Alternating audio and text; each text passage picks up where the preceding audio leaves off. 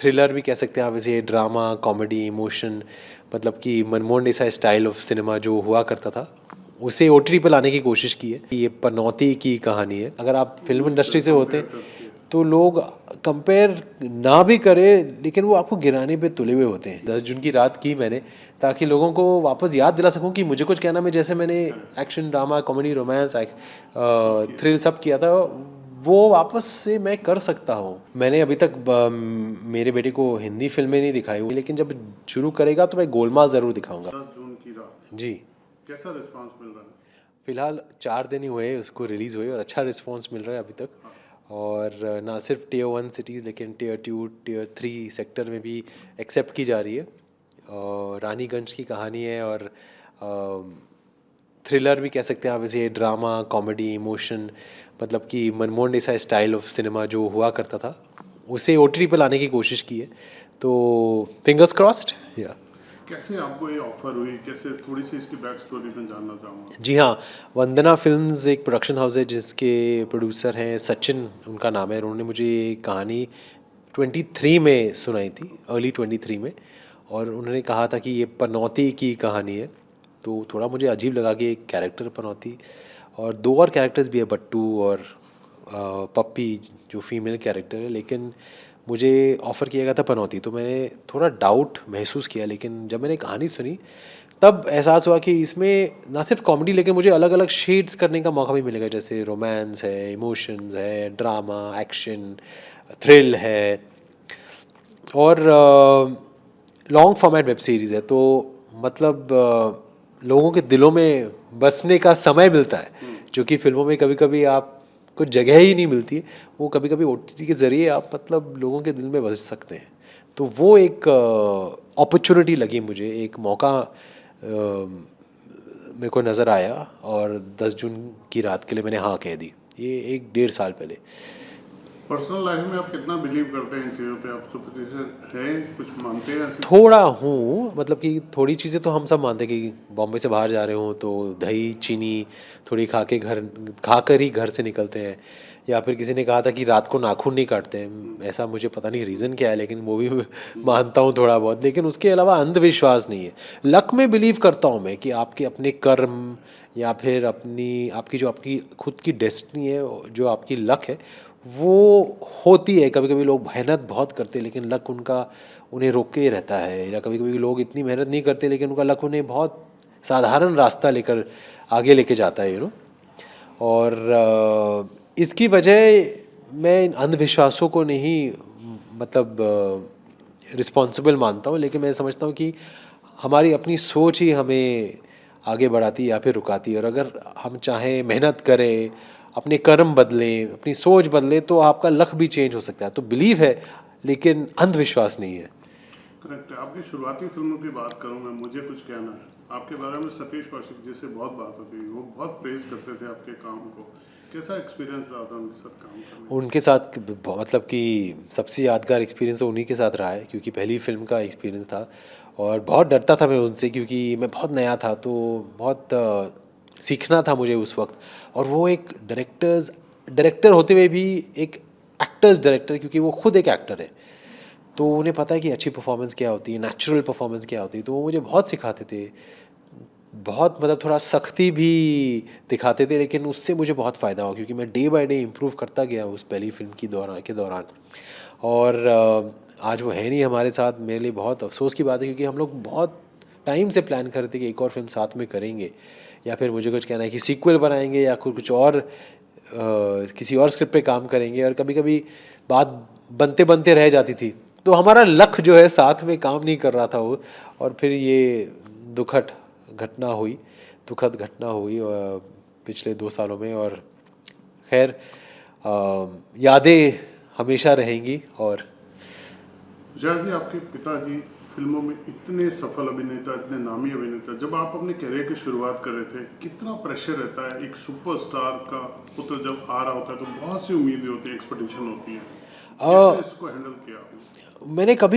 मैं ऑनेस्टली कहता हूँ कि मैंने कभी उनके बॉडी ऑफ वर्क को मन में रख के अपने आप को प्रेशराइज होने नहीं दिया। इसका ये मतलब था कि मैं 4-5 साल बॉम्बे के इंडिया से बाहर रहा हूँ फिल्मों में आने से पहले अमेरिका में मैंने अपनी एजुकेशन मैंने हासिल की थी, उसके बाद काम भी किया था 1 साल वहाँ पर। तो वहाँ अकेले रह रह के मैंने बहुत इंडिपेंडेंट सोच अपने अंदर जागरूक की। तो जब मैं इंडिया भी आया तो मैं चाहता था कि अगर मैं फ़िल्में करूँ तो अपने बैनर में लॉन्च नहीं होऊंगा, मैं बाहर की फ़िल्म करूँगा। तो मुझे एक जॉब चाहिए था, और जब मुझे वो जॉब मिला तो मैंने कहा कि अपने आप से कि मैं इसका अपने आप को इसमें मतलब कि अपना बेस्ट करूँगा इसे सफल होने के लिए, इसे लोगों के सामने लाने के पहले मैं अपना बेस्ट पूरी कोशिश करूँगा और इसे बखूबी निभाने की कोशिश करूँगा। तो तब मैंने ये नहीं सोचा कि उनके मुताबिक क्या सोचेंगे मेरे बारे में लोग, बस प्रेशर यही था कि मुझे बेटर होते रहना है। हालांकि ये बहुत प्रेशर रहता है डेफिनेटली कि लोग, अगर आप फिल्म इंडस्ट्री से होते तो लोग कंपेयर ना भी करें लेकिन वो आपको गिराने पे तुले हुए होते हैं कि आप इतना भी करें तो कहते हैं अरे इतना नहीं किया।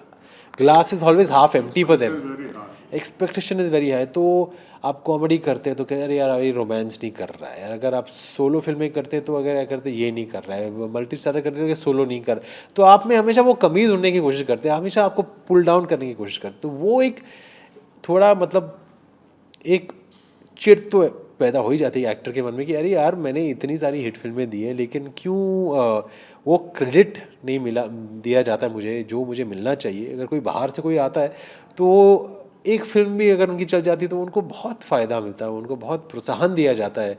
मतलब इसका कोई हल नहीं है, और मैं इसे नेगेटिवली भी देखता हूँ, मैं इसे पॉजिटिवली देखता हूँ कि मुझे हमेशा कुछ और करने की एक चैलेंज अंदर मेरे अंदर रहती है, और मैं हमेशा ये कुछ प्रूव करने के लिए, मैं हमेशा मेहनत करने के लिए जागरूक रहता हूँ, रेडी रहता हूँ। तो वो शायद इस प्रेशर की वजह से ही है, तो अच्छा ही है।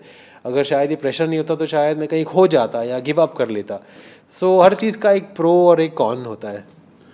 आपको मैं बताना चाहता हूँ, मिमिक्री करने के लिए जो स्टैंड अप कॉमेडियन वगैरह मिमिक्री करते हैं, लाइक अमिताभ बच्चन का डायलॉग होता है, रिश्ते हम तुम्हारे बाप लगते हैं, हाँ। फिर शत्रुंजि की मिमिक्री करते हैं लोग, जीतू साहब की मिमिक्री करते हैं। आपको पता है आपकी गोलमाल की मिमिक्री कितनी हिट होती है? और आपने रियली कुछ नहीं बोला और बहुत कुछ बोला, उसकी कितनी कॉपी करते हैं? कैसा लगता है आपको कि जब आपको कॉपी कर रहे थे, लोग बात कर रहे थे, आपने फिल्म में बिना डायलॉग के भी पूरी फिल्म में किरदार जो हमेशा छप गया लोगों के दिमाग में, क्या रिस्पॉन्स मिलता है लोगों का जब बात करते हैं? बहुत अच्छा लगता है, बहुत एक रीअश्योरिंग फीलिंग आती है कि आपकी मेहनत रंग लाई है, और ये एक ऐसा ब्रांड है, एक ऐसा कैरेक्टर है जो बच्चों को पसंद आता है ज़्यादातर। तो जब बच्चे पसंद करते हैं तो वो कभी पुराना नहीं लगेगा, क्योंकि बच्चे तो मतलब जब बड़े भी हो जाए तो नए बच्चे आ जाते हैं, मतलब नए बच्चे जो पैदा होते हैं वो गोलमाल देखते हैं, वो इस कैरेक्टर को पसंद करते हैं। तो एक नेवर से डाई कैरेक्टर बन जाता है फिर, और आपकी मतलब रिकॉल वैल्यू जो है वो सैटेलाइट व्यूइंग के ज़रिए हमेशा लोगों के दिमाग में रहती है।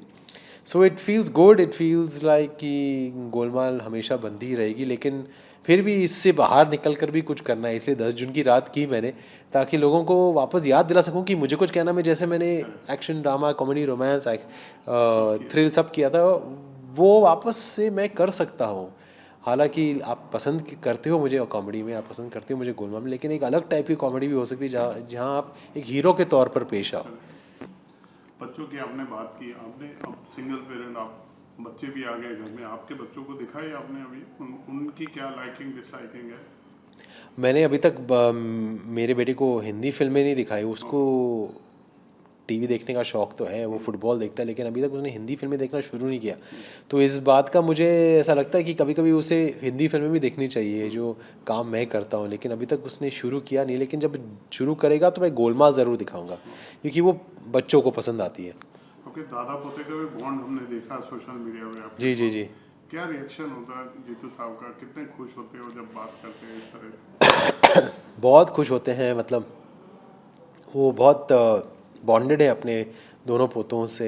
एक नात मतलब कि एक नवासा कहूँगा ना मैं, और एक पोता और एक नवासा, दोनों को मतलब बहुत क्लोज़ मानते हैं अपने, और टाइम देते हैं उन्हें बहुत। इस उम्र में भी वो बहुत टाइम निकालते हैं और बहुत कुछ करते हैं, मतलब स्कूल जाते हैं, फंक्शंस में जाते हैं।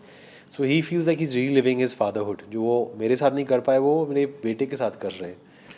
और फ्यूचर में आने वाले प्रोजेक्ट्स के बारे में कुछ बताना चाहेंगे? जी हाँ, मेरी आने वाली फ़िल्में हैं, एक तो है कप-कपी जो संगीत सिवन जी की लास्ट फ़िल्म थी, जिसमें मेरे किरदार का मेरी एक अलग भूमिका है, एक ट्रॉमा पेशेंट की भूमिका है। हालाँकि वो एक हॉरर कॉमेडी है, लेकिन मेरा कैरेक्टर बहुत सीरियस है। फिर आएगी वेलकम टू द जंगल, जिसमें मतलब बहुत सारे लोग हैं।